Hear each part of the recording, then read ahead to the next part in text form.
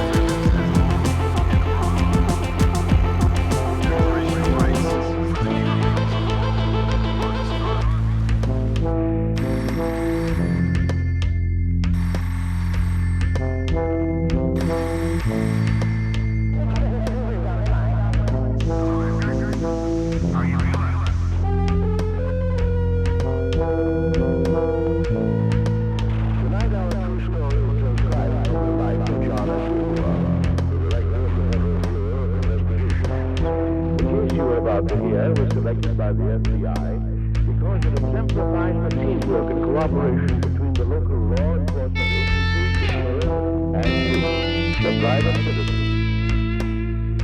The rise in 1917 made white politicians nervous.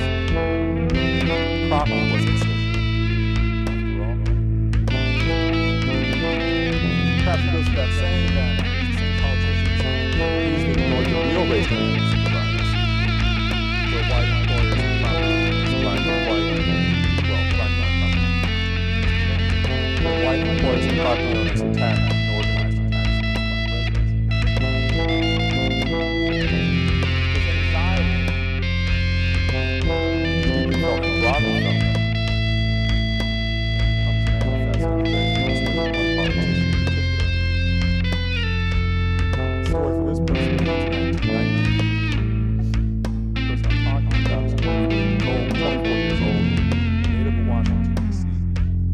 Becomes the head of the Department of Justice's new organization, the General Intelligence Division, GID. His job is to keep tabs on the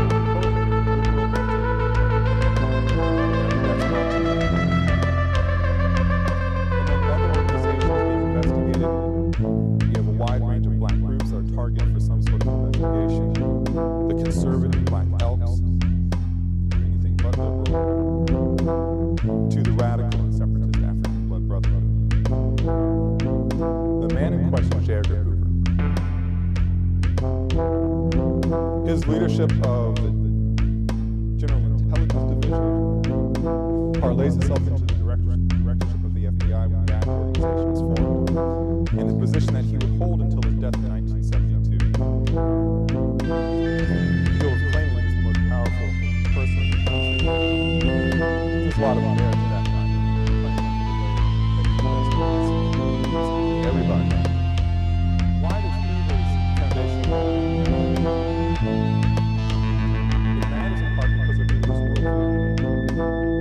When race riots occurred in Washington, D.C., Hoover, who was a native of the area, concluded that their cause lay in, quote, the numerous assaults committed by Negroes against white women. One thread in triple hairs, the fear of black male interlopers attacking or white women. But aside from this recurring trope that demonized black males and exalted white women, why is Hoover's story so important? It's important not only because Hoover would organize obsessive campaigns against Martin Luther King Jr. and social activists in the 1960s. It's also important because it's under Hoover's leadership that the federal surveillance of African Americans starts, and its most intense focus of the surveillance rested upon black Americans in Jamaica, who took up residence in Harlem in 1960. I'm talking about Garvey's cousin. Garvey was born in Jamaica in 1887, but he is mainly now there's no little irony in the fact that this person eventually fights against the spread of a white empire that oppresses black people around the world, and organizes this fight by calling for his own black empire. There's no little irony in the fact that he himself was trained in the sea of the empire. Apparently, while in London, he learned his lessons as well. Colonial subject, trained in the heart of colonial control, who ends up advocating for presidency. I mean, in a nutshell, this is sort of the sort of fundamental irony of Marcus Garvey. Garvey's educated for the most part in London. He returns to Jamaica in 1914. He has a plan, having learned how to organize movements and how the empire operated in its core. He decides in short order to organize the Universal Negro Association. In formulating his plan for the United, Garvey was inspired by Washington's end of slavery. This book, Proposal to the Century, but its most famous section and chapter is the story of Washington's transatlantic so Garvey sort of embodies now, Garvey's not interested in that element of Washington's plan that called for just a temporary accommodation to the white South.